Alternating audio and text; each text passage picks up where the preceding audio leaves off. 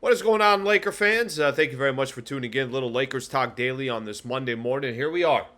Season's not over. We didn't know what was going to happen over the weekend. Lakers survive on Saturday, getting a win, snap an 11-game losing streak at Crypto.com Arena against the Denver Nuggets. Snap an 11-game losing streak in general to the Denver Nuggets.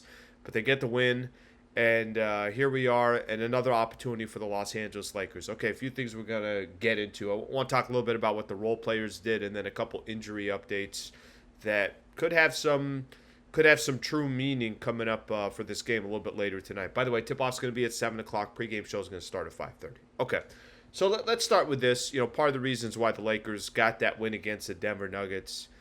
Did you know that the role players for the Lakers contributed 60 points in the game on Saturday? So I know LeBron's going to be a beast. I know Anthony Davis 25 and 23.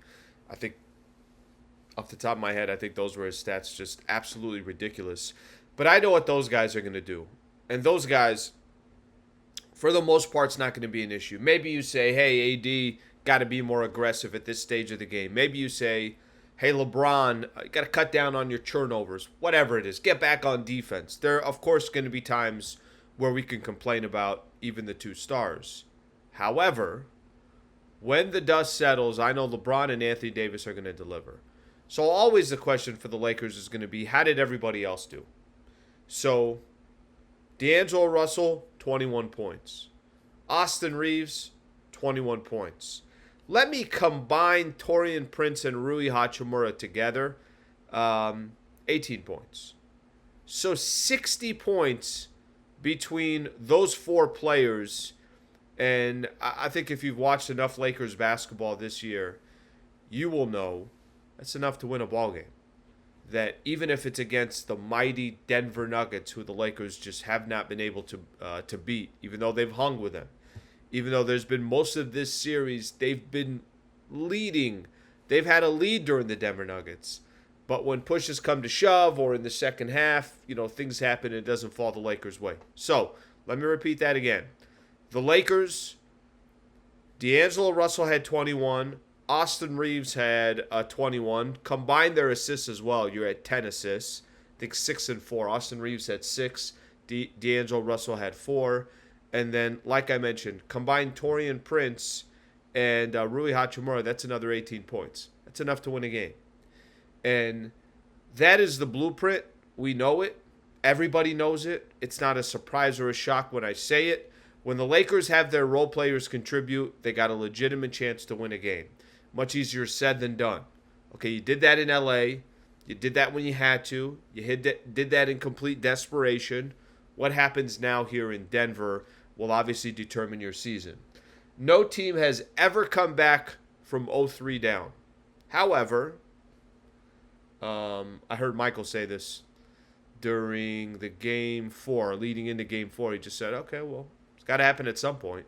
And I'm not telling you right now that that's what Laker fans should be thinking about. I think you got to just be thinking about Monday night's game. What I do think is interesting is Jamal Murray is listed as questionable for the Denver Nuggets. Now, there hasn't really been much conversation or chatter about it. Maybe we'll get some more information today.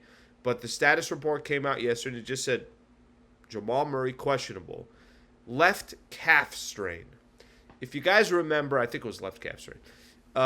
If you guys remember, late during the game, Jamal Murray had a play where he kind of pulled up and kind of held at his calf and was limping a little bit. But he ended up playing the rest of the game, or the last, few minutes, whatever was left. And there was no questions asked to Michael Malone about it. And Jamal Murray didn't talk after the game. I think it was Jokic, Michael Porter, a couple of the other players talked, but he did not.